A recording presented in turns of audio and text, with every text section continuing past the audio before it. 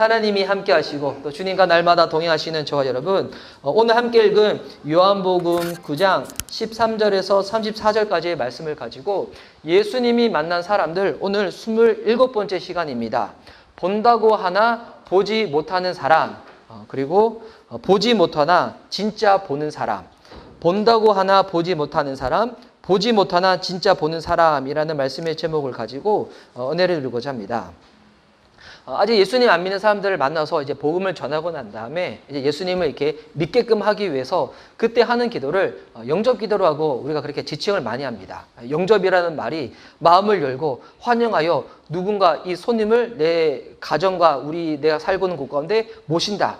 그 단어가 영접이잖아요. 그래서 이제 그 단어를 빗대어서 예수님을 내 마음에 모시는 그 기도를 영접 기도라고 많이 부르는데, 이제 그때 이제 되게 많이 인용하는 성경 구절이 뭐냐면 로마서 10장 9절 10절 말씀이거든요. 제가 한번 읽어드리면, 내가 만일 내 입으로 예수를 주로 시인하며 또 하나님께서 그를 죽은 자 가운데서 살리신 것을 내 마음에 믿으면 구원을 받으리라. 사람이 마음으로 믿어 의에 이르고 입으로 시인하여 구원에 이르느니라. 많이 들어보신 이 성경 구절이죠. 마음으로 믿어 의에 이르고 입으로 시인하여 구원에 이른다고. 그리고 난 다음에 영접 기도를 이제 따라하라고 하죠. 그러고 난 다음에 영접 기도를 따라하고 난 다음에 어떻게 해서 구원을 받았는지 설명해 주고 난 다음에 와, 구원 받았어요 라고 막 이렇게 환영하고 막 축복을 합니다. 저도 이렇게 영접 기도를 많이 이제 시키는 편이기는 한데, 근데 여기서 여러분 중요한 거, 그러면 영접 기도를 따라만 하면 구원을 다 받는 걸까요? 여러분, 이거는 아니에요. 저도 그래서 복음을 이렇게 전하고 영접 기도를 시킬 때 항상 하는 얘기가, 영접 기도를 따라 한다고 해서 구원을 받는 것이 아니라 바로 하나님을 믿을 때, 예수님이 나를 위하여 십자가에 죽으시고 부활하신 것을 믿을 때 구원을 받는 거라고. 그래서 이 믿는다는 것은 단순히 기도문을 따라 한다고 해가지고 구원을 받는 것이 아니라, 이 기도를 들으시는 하나님을 내가 믿을 때, 내가 입으로 고백할 때, 시인할 때, 그때 내가 하나님의 구원을 받게 되는 거라고. 제가 꼭 이 설명을 하거든요. 그래서 들어보면 뭐 그게 그거 아닌 거라고 생각할 수 있는데 아니에요. 이거 엄청난 큰 차이가 있어요. 그냥 생각 없이 따라 한다고 해가지고 구원을 받는 것이 아니라, 내 기도를 들으시는 하나님을 진짜 믿을 때 구원을 받게 된다는 것입니다. 그래서 이 로마서 10장 10절 말씀에 마음에 진짜 믿는 것은 사람이 어떻게 되는가? 입술로 고백하게 된다는 거예요. 진짜 내 마음에 믿는 그것이. 그래서 여러분, 이 로마서 이 10장 10절을 잘 이해하려면 그때 당시 상황을 이해하면 되거든요. 그때 상황 어떤 상황이었는가? 로마 제국이 이 온 이스라엘뿐만이 아니라 그 유럽 일대를 이렇게 정복을 하고 있는 때였어요. 그와 같은 때에 이 로마 제국의 신은 누구였는가? 지난주 우리 세 가지 성경 공부할 때 한번 나눴었지만, 로마 제국의 신은 누구였냐면 이 태양이었거든요. 가수 태양 아니고. 근데 태양신의 아들이 누군가? 로마 황제인 거예요. 그러니까 실제적으로 이 로마 제국은 그냥 황제가 신인 거예요. 가수 태양 말고. 저 얼굴 보니까 태양 생각나세요? 헤어스타일 비슷한가? 네. 얼굴 비슷한가요? 너는 자, 찬양 불러야지. 그러면 안 되죠. 근데 이와 같은 상황에서 내가 예수님을 믿어서 내 마음으로 진짜 믿는 그분을 입으로 고백한다. 여러분, 이 어떤 상황인가? 당시 이 로마 이 서를 보냈을 때 사도 바울, 그때 당시 로마 제국이 믿는 자들, 그리스도인들에 대한 핍박이 점차 더욱더 심해지고 있는 때였거든요. 생활권 박탈하는 정도가 아니라 이제 나중에는 예수님 믿는다고 하면 순교의 지경까지 몰릴 지경인데, 근데 그때 어떻게 되는 거예요? 그때 예수님 믿는다고 고백을 하는 거예요. 내가 진짜 마음으로 믿기 때문에 고백을 한다는 거. 우와. 뭐 그때 당시 이렇게 진짜 입술로 고백한다는 것은 진짜 예수님 믿지 않고서는 불가능한 일인 거죠. 이게 진짜 믿음이라는 것입니다. 지금 21세기 대한민국으로 살아가는 저와 여러분이 일부러 이와 같은 상황을 만들 필요는 없지만, 근데 우리에게도 주어진 일상의 삶 가운데 내가 진짜 예수님 믿는 사람인지 아닌지 고백되어지는 시간들이 있어요. 우리의 삶 가운데. 되게 또 이렇게 식기도 할 때도 그렇잖아요. 어떤 분은 그래요. 뭐 식기도 왜 꼭 밥 먹기 전에 해야 되는가? 밥 먹고 난 다음에도 해도 되지. 물론 뭐 밥 먹고 난 다음에도 해도 되지만 굳이 그렇다고 해가지고 밥 먹기 전에 기도 안 할 필요도 없는 거잖아요. 근데 이제 저도 가끔씩 그런 얘기 나누지만 이건 진짜 이렇게 논픽션이에요. 만든 얘기가 아니라 제가 아는 어느 이렇게 예전 대학생 중에서 모태신앙인데 근데 살아가는 그 모습은 그냥 뭐 예수님 안 믿는 사람들이랑 거의 똑같은 거예요. 뭐 삶이 전혀 뭐 다를 바가 없어. 딱 다른 거 하나밖에 없어요. 일주일만 교회를 간다는 거. 나머지 평소 삶을 봤었을 때는 친구들하고 노는 거 다 놀고 술 마시고 다 술 마시고 안 좋은 거 다 하고 다 똑같은 거예요. 그런데 어려서부터 교회 다녔던 그 습성이 몸에 배었다 보니까 이 밥 먹기 전에 기도 안 하는 게 너무 이렇게 어색한 거예요. 기도를 하고자 하니까 주변의 친구들이 봤었을 때 내가 좀 그렇고 또 기도를 안 하고자 하니까 저는 가끔씩 그런 얘기 했었거든요. 믿는 사람들이 식사할 때 식기도 안 하면 그 먹는 모든 것들 지방으로 다 간다. 뒤룩뒤룩 살찐다. 성경은 안 믿는데 그 얘기를 막 믿어지는 거야. 그래서 기도를 어떻게 하는가? 그래서 이제 그냥 기도하면 되게 뻘쭘하니까 이게 자꾸 이렇게 볼펜 같은 거를 밥 먹기 전에 떠드리는 거예요. 아, 나 신기해. 난 밥 먹 볼펜 떨어지네? 예, 볼펜 주면서 예수님 이래서 그래 아멘 하는 거예요. 하는데 실제로 이제 그런 제가 대학생을 만난 적이 있었어요. 그러니까 이렇게 씻기도 하는 게 부끄러워가지고 뭐 씻기도 하는 뿐만이 아니죠. 뭐 직장 가서 회식을 하거나 아니면 어느 이렇게 순간에 보면 내가 예수님 믿는 사람이기 때문에 이런 것들이 고백되어지고 표현되어지는 그런 순간들이 있다는 거예요. 그때 내가 당당히 예수님 믿는 사람입니다 라고 딱 이야기를 해야 되는데 저 교회 다니는 사람입니다. 저 그리스도인입니다. 딱 이야기를 해야 되는데 만약 이야기를 하지 못한다 라고 하면 왜 그런 걸까요? 두려워서 그런 거겠죠. 뭐가 두렵냐면 사람에 대한 두려움 때문에 그런 거예요. 저 사람들이 나를 어떻게 생각할까? 어떻게 바라볼까? 뭐 그것 때문에 두려워서 얘기를 못하는 거예요. 저도 어디 이제 운동을 하거나 뭐 할 때 제가 일부러 목사라고 얘기하진 않거든요. 제가 목사라고 얘기하기 전에는 진짜 저를 목사라고 아는 사람들이 별로 없어요. 어제 저녁에도 이렇게 영국에서 온 어느 형제를 한 명 만났는데 근데 그 형제는 제가 목사인지 몰랐나 봐요. 근데 제가 목사라고 하니까 본인들이 지금까지 봤던 목사님하고 스타일이 너무 다른 거예요. 제가 뭐 거의 최첨단이잖아요. 그래서 저 일부러 얘기하지 않는데, 근데 이제 생활을 하다 보면 그런 순간들이 올 때가 있어요. 제가 이렇게 작년에 수영을 할 때, 그때 이제 수영 같이 하시는 분들이 그 클래스는 제가 나이가 제일 어렸어요. 그 다음 분들이 보니까 뭐 40대 후반, 대부분 평균 연령대가 60대 분들이셨거든요. 이분들이 이제 가끔씩 한 번은 식사를 같이 할 때가 있는 거예요. 그래서 저한테도 식사 같이 하시겠냐고. 그래가지고 뭐 하고 난 다음에 회식하고 간단하게 뭐 맥주를 곁들여가지고 소주 곁들여서 식사 같이 할 거라고. 할 때 제가 이제 그 얘기를 했었거든요, 처음으로. 아, 저 교회 다니는 사람이고 저 목사라서 제가 밥은 같이 먹는데 이렇게 술은 같이 못 먹는다고. 그래도 참석해도 괜찮겠냐고. 그게 딱 했었을 때 제가 첫 번째 어떤 얘기 들은지 알아요? 안 그래도 뭔가 선해 보이더라. 이 얘기를 하신 거야. 네.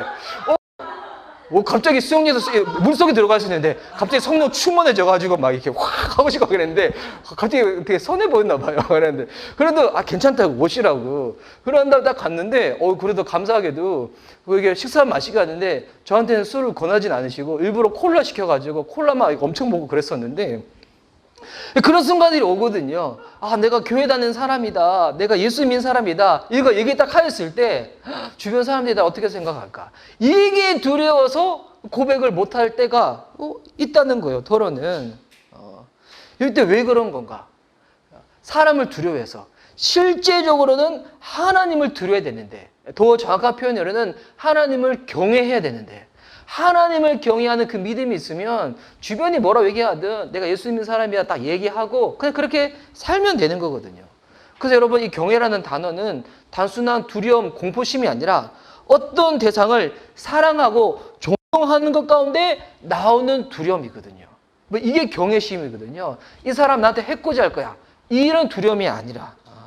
여러분 오늘 읽었던 이 본문에 보면 우리 지난주 이 예배 때 예수님께서 태어날 때부터 앞을 보지 못했던 맹인, 이 시각장애인을 지능을 이겨서 눈에 바르고 난 다음에 실로암 못에 가서 딱 씻고 난 다음에 앞을 보게 되는 이 놀라운 기적을 이 맹인이 딱 경험을 하게 되었잖아요. 근데 이 맹인이 그러고 난 다음에 이제 어떤 일이 벌어지는가? 이게 얼마나 감사한 일입니까? 평생 앞을 보지 못했는데 이제 앞을 딱 보게 되었으니까. 근데 이것을 두고서도 당시 탐탁지 못하게 여겼던 사람들이 있었다는 거예요. 맹인 주변에 있던 사람들, 특별히 바리새인들이 그랬다는 거예요. 왜 그들이 탐탁지 못하게 여겼는가? 그 이유가 뭐냐면 오늘 14절 말씀 보니까 예수께서 진흙을 이겨 눈을 뜨게 하신 날이 무슨 날인가? 안식일이었다는 거예요. 안식일. 오늘 이 본문에 보면 참 이 사람들이 예수님 믿지 못하는 것도 여러 가지 다양한 이유들이 있는 것을 우리가 알 수가 있는데, 그 중에 하나가 뭐냐면, 예수님 믿는 것 중에서 방해되는 요소 중에 하나가 뭐냐면 이 잘못된 해석과 관점이 이 지난주 본문에서 나왔어요.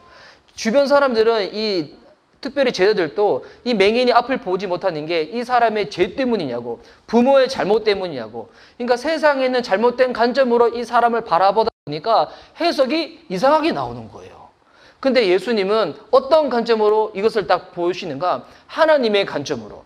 하나님의 관점으로 보니까 해석이 영적인 해석이 나오는 거예요.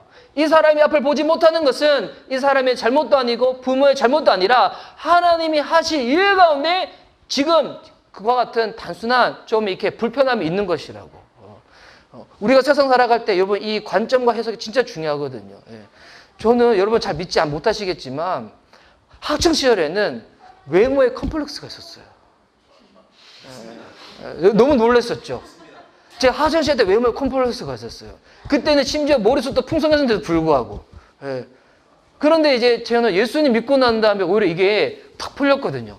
예수님 믿고 난 다음에 하나님의 눈으로 저를 딱 바라보니까 너무 이렇게 놀래가지고 너무 놀랬어. 하나님 갑자기 바라보니까 너무 놀래가지고 방언 터질 뻔했네. 바라보니까 세상에서 저와 같은 사람이 저밖에 없는 거예요. 다 그런 거죠. 당연한 거죠. 당연한 건데 이게 느껴지니까 너무 잘생겨 보이는 거예요. 야, 이게 그냥 이목구비가 뚫어서 그런 게 아니라 어떻게 하나님이 눈을 이렇게 딱 박아 놓으셨고 코를 이렇게 어떻게 딱 박아 놓으셨고 입술을 보니까 이게 과일이야 사람 입술이야 막 이게 느껴지고 뭐 이런 것처럼. 그러니까 여러분 이게 사람 관점 하나만 바뀌어도 어떻게 되는가? 해석이 바뀌는 거예요. 이 예수님 믿는 것도 그렇거든요. 관점이 이상하면 예수님 못 믿지만 관점이 하나님의 눈으로 바라보면 예수님을 믿을 수밖에 없는 이유들이 세상에 천지백갈입니다. 엄청 늘렸다는 거예요. 그런데 이 예수님은 오늘 이 또 본문에 보면 이 사람이 또 믿지 못하는 또 주변 사람들을 보니까 이 바리새인들 예수님 믿지 못하게 하는 방해 중에 또 두드러진 것도 하나가 뭐냐면 여러분 이게 율법주의예요. 율법주의.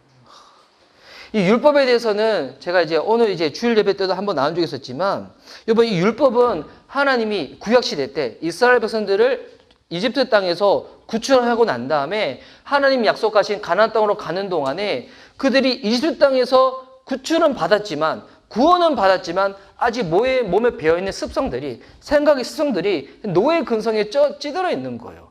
그래서 하나님의 백성이 하나님 백성대로 살 수 있도록 주님이 허락하신 게 뭐냐면 이 율법이거든요. 그런데 이 이스라엘 사람들은 이 율법에 본인들이 생각하는 형식들을 덮어버린 거예요. 그래가지고 이 예수님 믿는 것에 있어가지고 하나님 믿는 것에 있어가지고 불편한 요소들이 너무 많이 있는 거예요. 이거 지난번 한번 주일 예배 때 나왔지만 이 주일날 물 마시는 것도 안 되고 이삭을 타작하는 것도 안 되고 몇 걸음 걸어가는 것도 안 되고 하여튼 그렇게 너무 많이 있는 거예요. 그런데 보니까 예수님이 지금 이 맹인을 눈뜨게 하신 날 보니까 안식일인 거예요. 안식일. 그러니 이거는 그 사람들의 입장에 있어서는 이게 도저히 용납이 안 되는 거예요. 근데 여기서 여러분 우리가 잘 봐야 될 것은 뭐냐면 율법이라는 것은 해석을 할 때 그 정신과 형식을 구분할 줄 알아야 돼요. 어떤 게 내용이고 어떤 게 형식인지 구분할 줄 모르다 보면 나중에는 내용은 사라져버리고 껍데기 형식만 남게 되는 거예요. 이 형식이 우리가 예수님을 온전히 믿게끔 하는 것 가운데 엄청난 방해를 주는 거거든요. 이게 잘 구분해야 되는데 제가 이제 예전에 어느 신학교 전도학을 가르치는 교수님한테 들은 얘기가 있는데 어느 장로님이 있으셨어요. 교회에서 오랫동안 신앙생활을 하셨던 장로님. 그리고 장로님의 딸이 있는데 이 장로님은 누구를 만나든지 항상 자랑하는 게 뭐냐면 나는 지난 18년 동안 한 번도 주일 예배를 빠진 적이 없었고 나는 지난 15년 동안 한 번도 새벽 예배를 빠진 적이 없다. 이게 이 장로님의 늘 이렇게 자랑이셨다는 거예요. 이 정도 하면 참 이렇게 대단한 거죠. 그런데 이제 그 딸도 그렇게 모태신앙으로 쭉 자라다가 근데 이 딸이 한 번도 본인의 구원에 대해서는 관심을 가져본 적이 없었던 거예요. 그냥 교회 다니니까 교회 다니는 거였지. 구원 뭐 받았겠지. 은연중에 그렇게만 생각을 했었는데, 그러다가 이 딸이 대학 시절 때 이 선교 단체를 통해 가지고 성경 공부를 하는데, 그때 본인이 깨달은 거예요. 내가 심각한 죄인이구나. 내가 엄청난 죄인이구나. 그리고 내가 아직 구원을 받지 못한 상태구나. 그때 성경 공부를 통해 가지고 이 자매가 예수님을 만난 거예요. 그러난 다음에 구원을 받은 거예요. 여러분, 진짜 구원을 받잖아요. 뭐 그리고 난 다음에 가장 먼저 생기는 여러분 변화가 뭐냐면, 내가 주변에 가장 사랑하는 사람들이 구원받았나 안 받았나, 이 부분에서 관심을 가지게 되는 거예요. 그래서 이 딸이 구원을 받고 난 다음에 그 교회 장로님 아빠를 딱 보니까 아빠는 구원을 안 받은 것 같은 거예요. 그래서 한 날 식사 시간에 밥을 먹다가 이 딸이 아버지한테 물어본 거예요. 아빠는 구원 받으셨냐고. 했더니 처음에는 아빠가 피식 웃었대요. 대꾸를 안 했대요. 밥이나 먹어 그랬대요. 그러다가 이제 딸이 아무리 생각해도 아빠가 구원 안 받은 것 같으니까 다시 한번 물어봤대요. 아빠는 구원 받으셨어요? 라고 했더니 이 아버지의 대답이 뭐냐면, 내가 지금까지 주일 성수를 18년 동안 한 번도 빠지지 않았고, 내가 새벽 예배를 15년 동안 한 번도 빠지지 않았다고. 지금 무슨 얘기를 나한테 하는 거냐고. 밥이나 먹으라고. 밥을 또 먹는데 아무리 생각해도 딸이 보기에는 아빠 구원 안 받은 것 같은 거예요. 다시 물어본 거예요. 아빠, 그게 아니라 구원 받으셨냐고요. 했더니 아빠가 그때 숟가락을 확 내더니, 내가 한 번도 주일 성수를 18년 동안 빠진 적도 없었고 새벽 예배를 15년 동안 빠진 적도 없다고 무슨 얘기를 나한테 하는 거냐고. 팍 내려치다가 밥 안 먹고 방으로 딱 들어가 버리시다는 거예요. 그런 다음에 이 장로님 생각하는 게, 내가 정말 구원받았나 안 받았나? 이 의문이 들어가지고 갑자기 하나님 기도했다는 거예요. 하나님 저 구원받았나요? 막 기도했다는 거예요. 본인이 구원을 받았으면 분명한 구원의 확신과 근거가 있어야 되는데 그걸 모르겠다는 거예요. 모르겠다는 거. 그래서 이 아빠가 뭐 구원 받았는지 안 받았는지 뭐 고민하다가 그때 성경을 펴셨다는 거예요. 성경을 딱 펴셔가지고 로마서를 읽으셨대요. 로마서를 딱 읽다가 그때 깨달은 거예요. 내가 죄인이었는데 예수님의 십자가의 죽음, 그 복음을 내가 믿음으로 말미암아 구원을 얻는 거구나. 그래서 그 시간 하나님 기도했다는 거예요. 하나님, 저 죄인입니다. 저 예수님의 십자가의 그 죽음으로 저의 죄가 씻김받았으면 제가 믿습니다 하고 난 다음에 본인이 구원받았으면 그 다음부터 확신하게 되었다는 거예요. 그래서 그 방에서 이 장로님이 기뻐가지고 혼자서 막 울다가 찬양 부르다가 막 뒹굴다가 다 울다가 찬양 막 그러셨다는 거예요. 그런 다음에 이 장로님이 처음으로 구원을 받은 이 기쁨으로 벅차서 주일 예배를 드리는데, 예전에도 주일을 항상 빠지지 않고 들으셨는데 그때와 다르게 너무 막 기대되고 사모돼가지고 막 주일 예배를 다 가셨다는 거예요. 그러고 나서 그 교회 목사님이 그 교회 이제 소식 광고를 쭉 하고 난 다음에, 그 교회는 뭐 그런 시간이 있었나 봐요. 혹시 성도님 중에서 강구학교 있으신 분 있으시면 이렇게 나누시라고. 근데 갑자기 그 장로님 예배 시간에 손을 퍼주 들더니, 목사님 제가 강구학교에 있다고. 그래서 그래요 장로님, 나오셔서 강구하시라고. 그래서 장로님 딱 나오셔가지고 마이크를 딱 지시더니 어떤 강의를 하시냐면, 여러분, 저는 지금까지 여러분 잘 아시다시피 주일 성수를 18년 동안 한 번도 빠진 적이 없었고 새벽 예배를 15년 동안 한 번도 빠진 적이 없었지만 저는 지금까지 구원받지 못한 장로였습니다.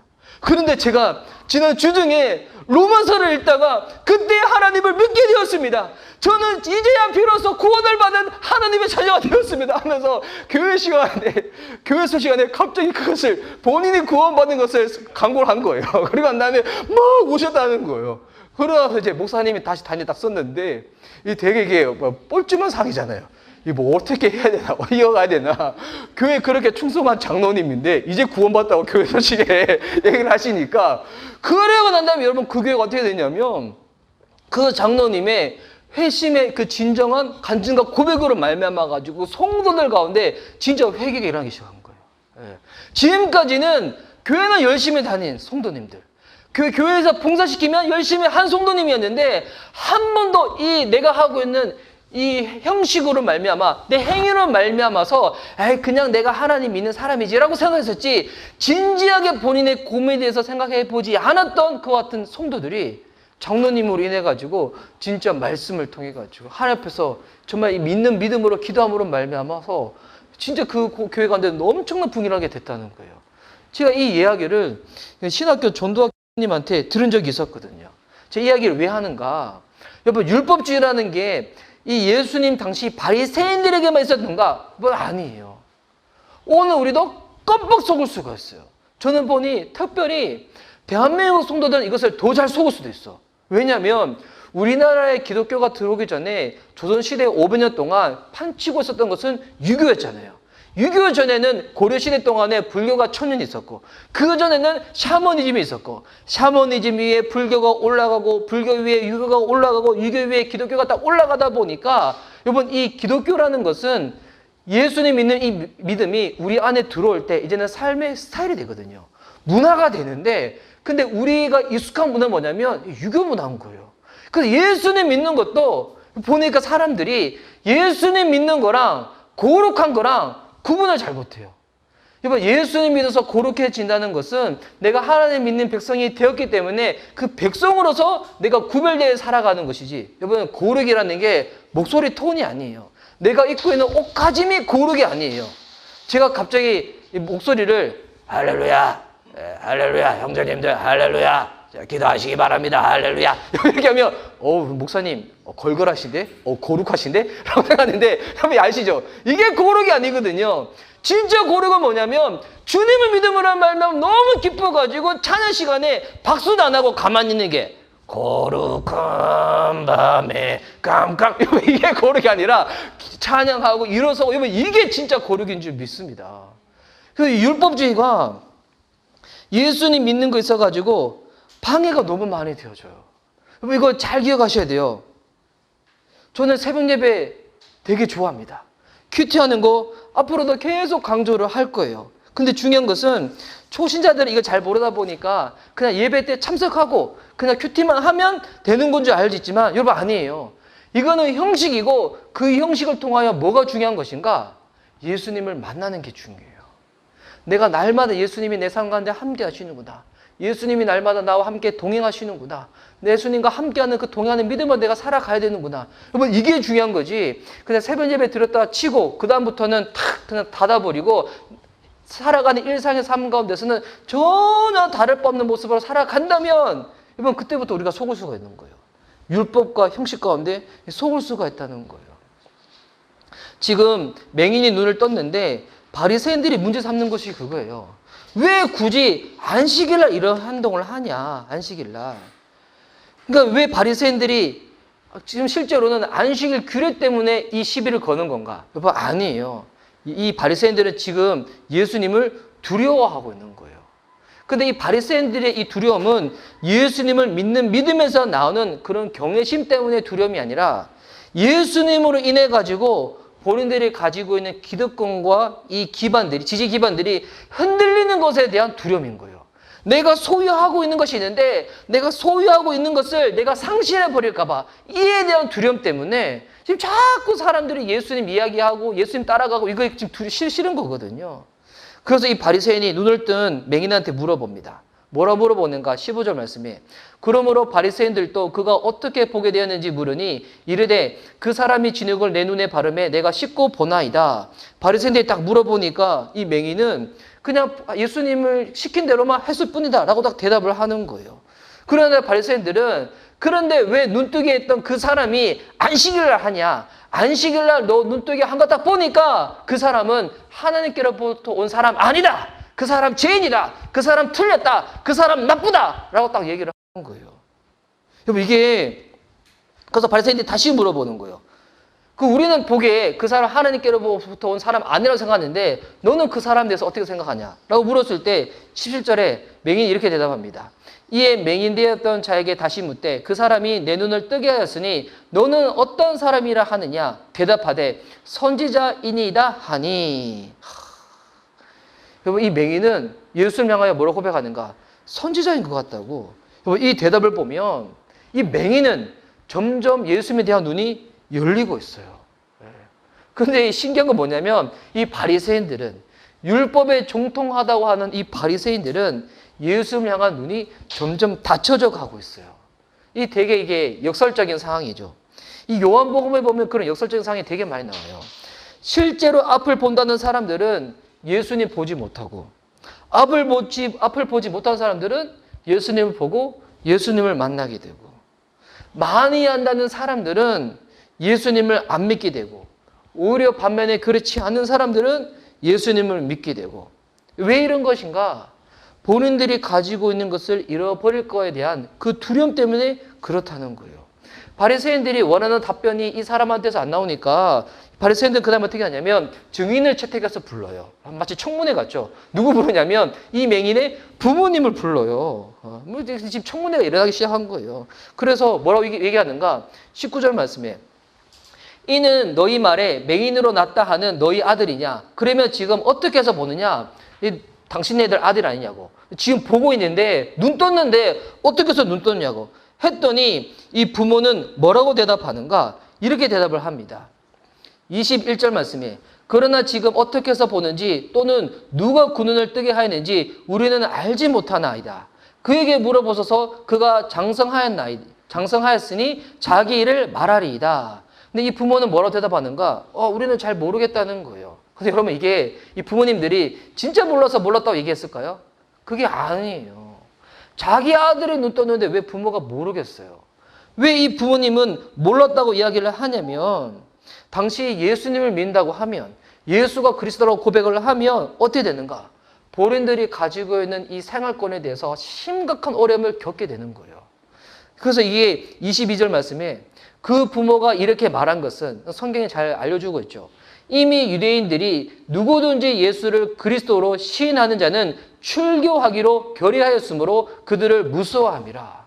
이게 맹인의 부모들은 내 아들을 눈뜨게 한 사람이 예수님 그 사람 맞다라고 고백하면 그들이 살고 있는 그 동네에서 출교를 당할까 봐, 이렇게 핍박을 당할까 봐 그것이 두려워가지고 내가 우리 아들이 왜 눈을 떴는지 그 모른다고 이야기를 했다는 거예요.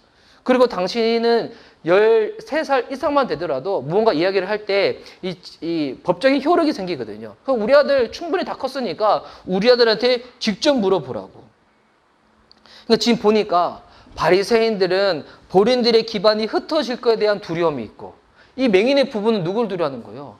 이 바리새인들을 두려워하고 있는 거예요. 그러니까 두려움이 지금 고리에 고리를 계속 물고 있는 거예요. 이때 이제 이 바리새인들은 다시금 마지막으로 이 사람한테 물어봅니다. 24절. 이에 그들이 맹인되었던 사람을 두 번째 불러 이르되 너는 하나님께 영광을 돌리라. 우리는 이 사람이 죄인인 줄 아노라. 그러니까 이게 하나님께 영광을 돌리라는 게 고백해가지고 주님께 영광 돌려 이게 아니라 너 솔직하게 이야기하라고. 솔직하게 얘기하라고. 예수님 죄인 아니냐고. 틀렸지 않았냐고. 계속 따지는 거예요. 계속 물어보는 거예요. 우리가 세상 살다 보면 하나님 모르는 인생들은 이런 두려움, 저런 두려움, 결국 마지막에는 죽음에 대한 두려움이 있잖아요. 그 두려움 때문에 쭉 사는 겁니다. 그런데 이 두려움을 극복하는 거, 두려움 없이 살아가는 거는 여러분 그냥 세상에서 불가능한 것인데, 근데 이 두려움을 당당히 이겨낼 수 있는 방법이 있어요. 어떤 방법인가? 내가 진짜로 믿는 바에 대해서 당당하게 고백을 하는 거예요. 당당히 고백을 하는 거. 그래서 이 맹인은 바리새인들이 다시금 너 정확하게 이야기하라고. 예수님 틀렸다고. 그렇지 않냐고 했을 때 뭐라고 대답하는가? 25절에 대답하되 그가 죄인인지 내가 알지 못하나 한 가지 아는 것은 내가 맹인으로 있다가 지금 보는 그것이니이다. 이 맹인은 당당히 고백을 하는 거예요. 왜? 예수님이 진짜 내 삶 가운데 행하신 일이기 때문에 내가 고백할 수밖에 없는 것은 뭐냐면 이 사람이 내 눈을 뜨게 해주신 분이 맞다는 것입니다. 그래도 이 바리새인들이 계속 믿지 못하니까 우리는 모세의 제자라고 얘기를 해요. 무슨 말인가? 우리는 율법에 정통한 자라는 거예요. 우리가 전문가라고. 우리가 아는 것이 맞는 거라고. 그러니까 이게 막 겁박을 주는 거예요. 그래서 어떤 사람들 보면 이게 명함 같은 거나 뭐 이력법을 보면 뭐 이게 엄청 있는 사람들이 있어요. 그러니까 뭐 이력만 막 몇 페이지야. 막 엄청 있어. 그래서 본인이 조금 봉사하고 기관에서 일한 것들 보니까 무슨 뭐 어느 대학 출신이고 어디 나오고 평생 교육은 나온 것도 항쟁에 막 집어넣고 막 해가지고 뭐 엄청나게 있거든요. 근데 여러분 예수님은 이력서가 딱 하나밖에 없어요. 하나님의 아들. 그 외에는 없어. 그러니까 지금 이 바리새인들은 우리가 지금 이력이 이렇게 되는 사람이라고, 내 스펙이 이렇게 되는 사람이라고, 너 얘기 잘못하면 확 이게 똑바로 하라고. 우리는 모세의 제자라고, 우리 율법에 정통한 사람이라고, 우리가 전문가라고, 무섭지 않냐고, 다시 얘기해보라고 했었을 때 오히려 이 맹인은 뭐라고 이야기를 하냐면 29절 말씀에 하나님이 모세에게 말씀하신 줄을 우리가 알거니와 이 사람은 어디서 봤는지 알지 못하노라. 그게 아니라 우리 30절 말씀에 그 사람이 대답하되, 맹인이 대답합니다. 맹인이 대답하되 이르되 이상하다. 이 사람이 내 눈을 뜨게 하였으되 당신들은 그가 어디서 봤는지 알지 못하는도다. 당신들은 진짜 구약 성경을 아는 사람이라고 하는데 왜 예수님을 모르냐고, 왜 예수님을 받아들이지 않냐고. 그냥 구약 성경에 보면 우리 믿음의 선조 예언자들이 누가 메시아인지 이미 다 알려줬는데 구약 성경을 그렇게 잘하는 너희들인데 왜 구약 성경을 빗대어가지고 예수님 해석하면 되지 않냐고 얘기를 하는 거예요. 그러니까 이 바리새인들은 두려움에 사로잡히다 보니까 무엇이 옳은지 알매도 불구하고 그대로 나가지를 못하는 거예요. 이걸 보면 진짜 예수님을 믿지 못하게 하는 여러 가지 이 방해들 보니까 잘못된 관점에서 비롯된 잘못된 해석도 있고, 또한 율법주의도 있지만 또 무엇이 있냐면 내가 무언가에 존통하다고 생각하는 그 편견, 선입관이 있어요. 나 이 정도 잘하는 사람인데 그 편견 때문에 예수님을 믿는 그 믿음이 더 나아가지를 못하게 되는 거예요. 아까 제가 장로님과 딸 이제 이야기처럼 신앙생활 할 때, 내가 가지고 있는 직분이 무엇인데, 내가 얼마나 교회 생활을 오래 했는데, 내가 어떤 사람인데.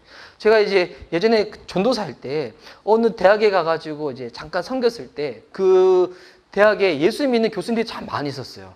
근데 그 교수님들 보면 제가 어린 나이인데도 불구하고 어떤 분이 진짜 신실하게 예수님 믿는 분인지, 어떤 분은 그러지 아니하고 본인 가지고 있는 스펙만 자랑하신 분이신지. 근데 처음 만난 분이잖아요. 안녕하세요, 제가 어느 교회 전도사입니다 하는데 대부분 인사를 할 때 명함들 주시니까, 명함들 줄 때 대학교 교수님이면 내가 어느 대학교 교수님이에요 라고 하면 되는데 그분은 하면서 나 어느 교회 장로야 다 주신 분이 있어요. 근데 그때 느낌이 뭐냐면 그냥 그 틀에 그냥 딱 메워가지고 나 장로니까 나 이 정도 하는 사람이야 다 주는 거예요. 여러분, 우리 신앙생활 할 때 이런 선입관과 편견이 얼마나 예수님 믿는 것 가운데 방해되는지 모릅니다. 저희가 지금 여기서 함께 예배 드릴 때도 우리가 각자 신앙생활을 했던 그와 같은 배경, 환경, 색깔들이 다 다르잖아요. 이게 보니까 여러분, 과거는 과거일 뿐이에요. 중요한 건 뭐냐면 지금 내가 어떠한 믿음으로 예수 믿는가, 여러분, 이게 중요한 거잖아요. 어느 목사님이 본인의 식당 갈 때 원조 얘기하는 거 너무 싫어한다는 거예요. 이게 어느 이제 경기도 이렇게 가면, 또 이제 제 아내랑 몇 달 전에 남한산성을 처음으로 가봤어요. 그렇게 가까운 데도 불구하고 남한산 처음 가봤는데 남한산성 계곡 들어가니까 보니까 식당들이 있는데 다 원조래, 다 원조. 원조 너무 많아. 다 원조래. 여러분, 근데 원조가 중요한 게 아니잖아요. 뭐가 중요한 거예요? 지금 맛있는 식당이 중요한 거잖아요. 여러분, 나중에 혹시 식당 창업하실 분이 있으면 제가 이렇게 식당 이름 하나 지어줄게요. 원조는 아니지만 지금 맛있는 집. 식당이 너무 좋지 않아요? 원조는 아니지만 원조보다 맛있는 집. 다는 거예요. 원조가 뭐가 중요해요? 지금 내가 어떤 신앙 예수님 믿는가? 여러분, 이게 중요한 거지. 저도 이거 보면서 나이가 젊은 사역자인지 불구하지만 저도 속지 말아야 되겠어요. 제가 20대부터 어린 나이부터 사역을 해가지고 제가 오랫동안 사역했습니다. 여러분, 그게 뭐가 중요하겠어요? 지금 내가 어떤 신앙과 믿음으로 주님 믿고 바라보는가? 이게 중요한 거잖아요. 이게 중요한 거. 편견, 선입관, 여러분, 이런 것 때문에 방해가 돼가지고 예수님 못 만나게 한다는 거예요. 이 맹인은 한 번도 예수님을 만난 적이 없었지만, 한 번도 육으로 세상을 본 적이 없었지만, 눈을 뜨고 난 다음에 눈을 가리게 하는 것들이 방해를 받지 아니하고 이제 당당하게 고백을 하는 거예요. 나는 고백할 수밖에 없다고. 이 사람이 진짜 내 눈을 뜨게 하신 분이라고. 그래서 오늘 이 맹인이 했던 고백 중에서 정말 놀라운 고백이 뭐냐면 32절 이후부터 나오는데 제가 한번 읽어드릴게요. 창세의로 맹인으로 난 자의 눈을 뜨게 하였다 함을 듣지 못하였으니, 지금까지 한 번도 앞을 보지 못했던 시각장애인이 실제로 눈을 떴다, 이 얘기를 들어본 적이 없는데, 그런데 지금 내가 그것을 경험하지 않았냐고. 그렇다면 33절 말씀, 이 사람은 예수님을 향해 얘기하고 있는 거죠. 이 예수님은 하나님께로부터 오지 않았으면 아무 일도 할 수 없었으리다. 당장 얘기를 하는 거예요. 이 사람이 하나님께로부터 보내심을 받은 사람이 맞기 때문에 이와 같은 기적을 베푸는 거, 그렇지 않겠노라고. 이 바리새인들 옆에서 계속 막 겁박 주고 막 협박을 하더라도 이 시각장애인, 이 맹인은 본인이 경험한 거, 본인이 믿는 바에 대해서 당당하게 고백을 하며 나가고 있다는 거예요. 여러분, 이게 오늘날을 살아가고 있는 우리 그리스도인들에게 저는 진짜 필요한 것이라고 생각합니다. 이게 불과 이제 몇 개월밖에 되지 않았는데 불구하고 지금 코로나19 바이러스로 인해 가지고 많은 사람들이 지금 많이 불편하고 힘든 가운데 있잖아요. 그리고 지금 보니까 이 코로나 바이러스 확진자들 중에서 교회에도 확진자들이 많이 생겨가지고 일단은 참 그 부분들에 대해서는 신중을 기하지 못하고 약간 이게 실수한 부분에 대해서는 주변에 믿지 않는 사람들과 사회를 향해서도 우리가 잘못했다고, 우리가 그 부분에 대해서는 좀 더 신중해서 된다고 라고 이야기를 해야 되지만, 근데 여기서 잘 된 것은 뭐냐면 우리가 실수한 부분은 실수했다고 인정을 해야 되지만, 그렇다고 해서 우리가 그리스도인이다, 예수님 믿는 사람이다, 여러분 이것까지 부끄러울 필요는 없다는 거예요. 내가 실수한 거지 하나님을 부끄러워야 돼서는 안 되는 거잖아요. 저는 이것 때문에 어떻게 보면 하나님이 진짜 교회를 다시금 새롭게 하는 과정 가운데 있는 것 같아요. 진짜 예수님 믿는 것이 무엇인지. 예전에는 단순히 교회라는 율법, 형식, 틀에만 갇혀가지고 그냥 그거면 우리는 그냥 교회 안에 갇혀있으니까 구원받았고 그냥 우리끼리 그냥 행복하면 되고 이렇게 생각했지만, 이제 하나님 어떻게 하시는가? 교회 안에만 갇혀있는 것이 아니라 세상 속에도 나와도 진짜 진정한 빛과 소금의 역할을 감당하는 그리스도인이 될 수밖에 없도록 주님이 우리를 밀어내시는 것 같아요. 밀어내시는 거. 미국에 그 1700년대 18세기 때 그 영적 대각성이라고 이 당시는 미국이 아직까지 영국의 식민지에 있었을 때 이 영국으로부터 독립을 받아가지고 했었을 때, 여러분 그때 주도적으로 그 무브먼트를 일으켰던 그 세력들이 누구냐면 예수님 믿는 사람들이었거든요. 특별히 목사님들, 부흥사들, 예수님 믿는 사람들이 영국으로부터 독립을 해가지고 우리는 진짜 신앙의 자유를 누려야 되겠다, 이 영적 대각성이 일어났는데, 그때 영적 대각성을 일으킬 때 유명했던 이제 부흥사 목사님들이 뭐 조나단 에드워드, 아니 조지 휘필드 같은 목사님이 있는데, 근데 조지 휘필드 목사님의 이제 제 책을 읽으면서 그분의 이제 내용을 강의를 들으면서 제가 이제 너무 재미있는 설교 한 편을 들었어요.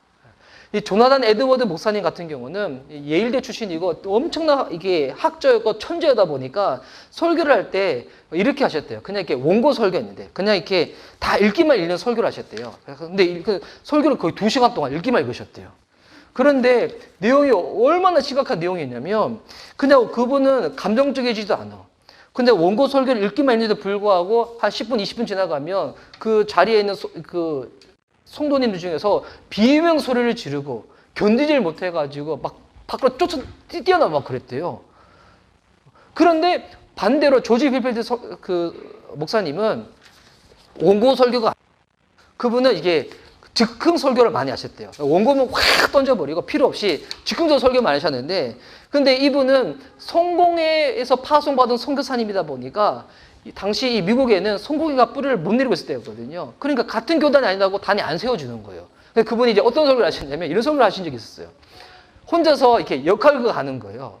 저랑 비슷한 것 같아요. 그래서 이제 천국에 아브라함이 있고 우리가 땅에 있는데 물어보는 거예요. 아브라함이요, 천국에는 가톨릭 신자들이 있나요? 했더니 아니야, 천국에는 가톨릭 신자 없어. 그래서 내가 혼자 막 욕을 하는 거예요. 그러면 천국에는 이렇게 칼빈주의자들만 있나요? 했더니 아니야, 천국에는 칼빈주의자도 없어. 그러면 천국에는 성공해야 될 신자들만 있나요? 아니야, 성공의 신자도 없어. 아이, 그러면 도대체 누가 천국에 있어요? 했더니 천국에는 그리스도인들만 있어. 이렇게 했던 거예요. 이렇게 조지 휘필드 목사님이 당시 녹화본이 없으니까 제가 한번 제안해 본 거예요. 이렇게 혼자서 막 1인 연극을 하면서 설교하셨다는 거예요. 그래서 이게 조지 휘필드 이 목사님의 설교를 들으면 사람들이 막 10분만 지나더라도 마음을 열고 막 예수님 영접하고 막 그런 일이 엄청 생겼다는 거예요. 근데 제가 이제 그 얘기를 들으면서 어떤 생각이 들었냐면, 이게 흥분했더니 이게 매트가 밀려가지고, 이걸 만약 오늘날로 우리가 빗대서 얘기하면 이렇게 얘기를 할 수 있는 거예요. 아브라함이 있고 우리가 이 땅에 살아가는 그리스도인이다. 아브라함 우리 할아버지한테 물어보는 거예요. 아브라함 할아버지, 천국에 장로님들, 목사님들 많이 있나요? 여기 목사, 장로 잘 모르겠어. 그러면 천국에 신앙생활 오래 하고 주일 성수 한 번도 안 빠지고 새벽에 한 번도 안 빠지고 그런 사람들 있나요? 잘 모르겠다니까. 그럼 천국에 누가 있나요? 그리스도인들만 있어. 흥미 없으시구나. 어젯밤에 엄청 이미지 구성했는데. 아니. 주님께만. 이거 무슨 얘기하고 있는 건가? 진짜 예수님 믿는 사람들은 이 일상을 살아갈 때 입술로 고백하고 삶으로 고백하고 실제로 그렇게 살아가는 그리스도인들이 어떻게 되는 것인가? 이 땅에서도 심령 천국이고 죽고 난 다음에 하나님 말씀하신 바로 천국으로 우리 들어가게 된다는 거예요.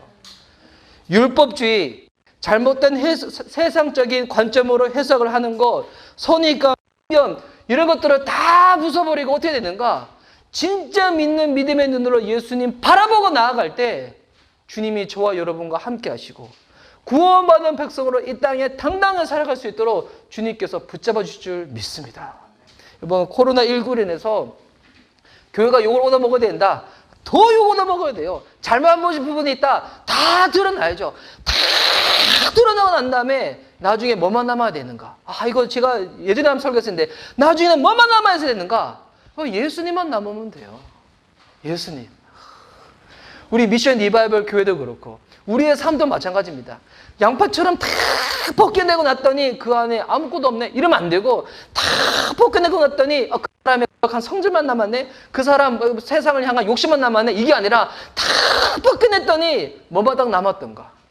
예수님으로 인해서 용서받은 그 사랑, 그 예수님의 그 성품, 예수님의 그 국률, 그것이 우리는 다 남아있는 거예요. 여러분 그렇게 되면 누가 계획을 얘기하지 않더라도 이 땅이 주님의 복음으로 말미암아 변화되어지고 달라질 줄 믿습니다.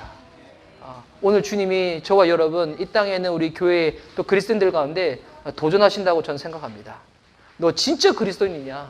너 세상 살아갈 때도 정말 구별되게 거룩하게 살아가는 그리스도인이냐?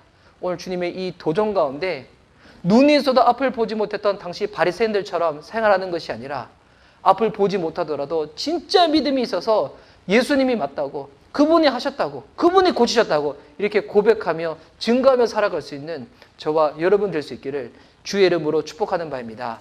아멘. 자, 이 시간 우리 찬양할 때 우리 들은 말씀 우리 다시금 마음에 새기며 주님께 기도하며 나아갑시다.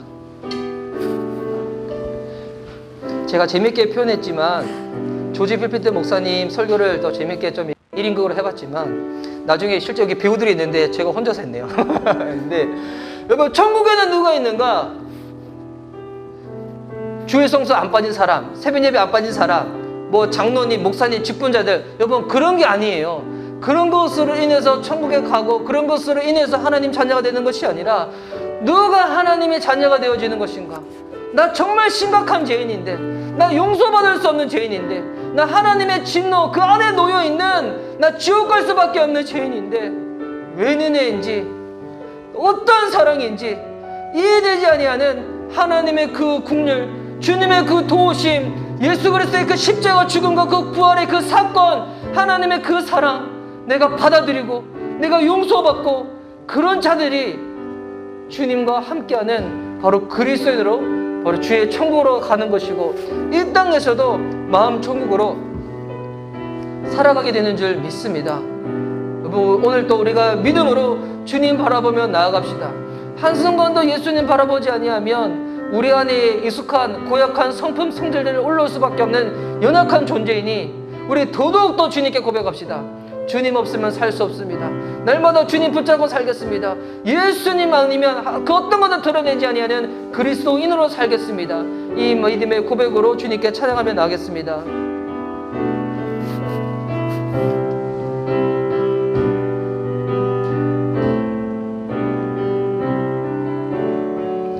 나 주님 보기 원하네. 나 주님 보기 원하네. 아버지의 사랑 날 자녀 삼아 주신 주 사랑합니다. 나 주님 닮기 원하네. 십자가의 사랑 날 위해 고통 당하사 생명 주셨네. 내 영혼 간절히 주를 갈망합니다. 주의 손길 내게 보이소서. 알페 날 고치소서. 날 만지소서. 나 주 얼굴 겸손히 바라네. 알페 날 채우소서. 날 붙드소서. 주의 사랑 그 안에 거하길 원합니다.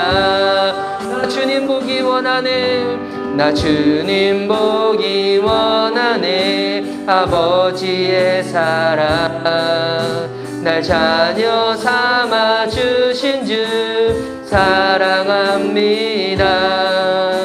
나 주님 닮기 원하네. 십자가의 사랑 날 위해 고통 당하사 생명 주셨네. 내 영혼 간절히 주를 갈망합니다. 주의 손길 내게 보이소서. 알페 알페 날 고치소서. 만지소서. 나 주 얼굴 겸손히 바라네. 알페 날 채우소서. 날 붙드소서. 주의 사랑 그 안에 거하기 원합니다. 알페 알페 날 고치소서. 날 만지소서. 나 주 얼굴 겸손히 바라네.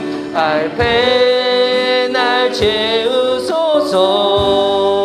날 붙드소서. 주의 사랑 그 안에 거하기 원합니다. 이 시간 우리 예수님 외치며 기도하며 나아갈 때 하나님을 진짜 믿는 사람은 세상을 두려워하지 않습니다. 사람을 두려워하지 않습니다. 하나님 오늘 앞을 보지 못하다가 주님의 도우심을 앞을 보게 된 맹인처럼 사람 두려워하지 아니하고 권세자 두려워하지 아니하고 하나님 두려워하는 마음으로 사는 우리들의 삶이 될 수 있도록 주님 우리를 붙잡아 주시옵소서. 일로 걸 한번 예수님 외치며 기도하며 주께 나아갑시다. 예수님 오 주님 하나님 우리의 믿음을 고쳐주시옵소서. 우리의 믿음을 고쳐주시옵소서. 우리의 믿음을 고쳐주셔서 교회 안에만 머무르는 신앙이 아니라 진정 세상 가운데 빛과 소금의 역할을 감당하며 하나님 정말 예수님이 어떤 분이신지 주님의 사랑이 어떤 것인지 그것을 실로 보이는 우리의 삶으로 살아있는 자들이 되어줄 수 있도록 주여 우리의 삶 가운데 하나님의 믿음을 더하여 주시옵시고 우리의 잘못된 율법주의, 간점, 선입견, 편견, 주의 복음으로 다 부셔주시옵소서. 예수만 남게 하소서. 예수만 남게 하소서. 날 분지소서. 나 주 얼굴 겸손히 바라네. 알페 날 채우소서. 날 붙드소서. 주의 사랑 그 안에 거하기 원합니다. 주 사랑 주 사랑 거친 풍랑에도 깊은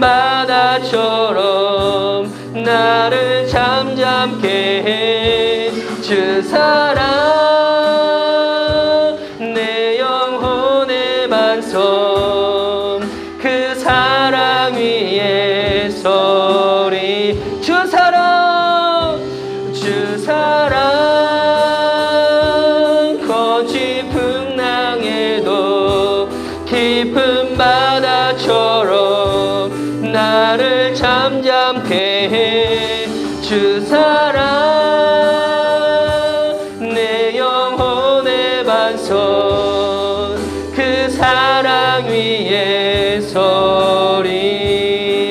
우리 다시 한번 기도하며 나아갈 때 실로 주님을 믿음으로 바라보는 자는 이 찬양의 고백대로 하나님의 사랑으로 우리의 믿음을 흔들리지 않도록 더 굳건한 반석 가운데 우리의 믿음을 심어주실 줄 믿습니다. 하나님, 흔들리는 신앙인 되지 않게 하여 주시옵소서. 세상 가운데 타협하는 신앙인 되지 않게 하여 주시옵소서. 주님 사랑으로 힘입어 살아내는 하나님의 사람, 믿음의 사람, 사랑의 사람으로 살아낼 수 있도록 진짜 그리스도인이 될 수 있도록 우리를 날마다 새롭게 하여 주시옵소서. 일로 한번 예수님 외치며 기도하며 주께 나아갑시다. 예수님, 오 주님,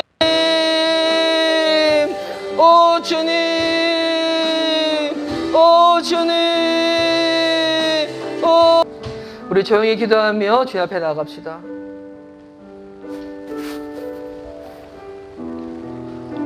오늘 우리가 함께 읽었던 이 본문을 보니 너무나도 역설적인 상황이 드러납니다. 눈이 있어서 세상을 다 보는 사람들은 그들 앞에 예수님이 있어도 믿지 못하지만 한 번도 세상을 바라보지 못했던 이 시각장애인은 예수님이 한 번 만져준 것인데 그것으로 인해서 그의 고백과 믿음을 접지 아니하고 당당하게 고백하며 나가고, 당시 율법에 가장 정통하다고 얘기하는 바리새인들은 오히려 그 율법주의와 편견, 선입관 때문에 예수님을 믿지 못하지만 말씀도 잘 모르고 가지고 있는 것도 오히려 미천한 자들은 오히려 예수님 만났을 때 내가 죄인임을 깨닫고 고백하고 오히려 예수님 나 같은 죄인과 함께할 수 없다고 베드로 마냥 그렇게 예수님 날 떠나라고 이야기하면 나갔던 자들은 오히려 하나님의 죄사함, 사랑을 덧입게 된 이와 같은 상황 가운데서 진짜 예수님을 믿는 믿음은 우리 안에 갇혀있는 어떠한 형식, 틀, 편견, 율법주의 이런 것들이 예수님 믿는 것 가운데 도움이 되는 것이 아니라 오히려 이것이 너무나 커져서 장애가 되어져서 예수님 실제적으로 진실로 믿고자 하는 것 가운데 방해가 되어진다는 것. 하나님, 홀과 같은 모든 것들을 다 내려놓고 정말 예수님 앞에 진실된 믿음으로 나아가는 우리 각자의 삶이 되어줄 수 있도록 주님께서 붙잡아 주시옵소서. 누가 천국 들어가는 것인가? 목사 타이틀이 있으면, 직분자 타이틀이 있으면, 교회 생활 오래 했다는 그 경력이 있으면 여러분 그것은 다 홀과도 같은 것입니다.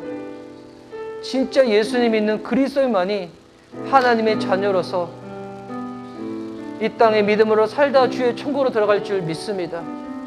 하나님, 그 믿음으로 살아있는 우리들의 삶, 또 그런 자들이 더욱더 훈련받고 양육되어지고 양성되어지는 우리 미션 리바이벌 교회가 되어질 수 있도록 주님께서 함께하여 주시옵소서. 주님, 이 시간 또 준비한 영상을 보면서 어느 목사님의 솔직한 진중한 고백을 통하여 진짜 믿는 믿음이 무엇인지 다시금 영상을 통하여 확인하며 이 시간 준비한 예물 주님께 올려드리며 나아갑니다. 드려진 예물 주의 나라 확장 가운데 쓰임받을 수 있도록, 또 교회 생활 가운데 필요한 곳 가운데 족제로서 쓰임받을 수 있도록, 또한 드린 손길들 이 땅에 살아가는 동안에 물질로 말미암아 공고함이나 어려움 당하지 않도록 채워주시고 일용 양식을 주시고 오히려 섬기고 구제하고 도울 수 있도록 하나님, 그 물질과 그 손길 가운데도 하나님의 복으로 역사하여 주시옵소서. 감사드리오며 살아계신 예수님의 이름으로 기도드립니다. 아멘.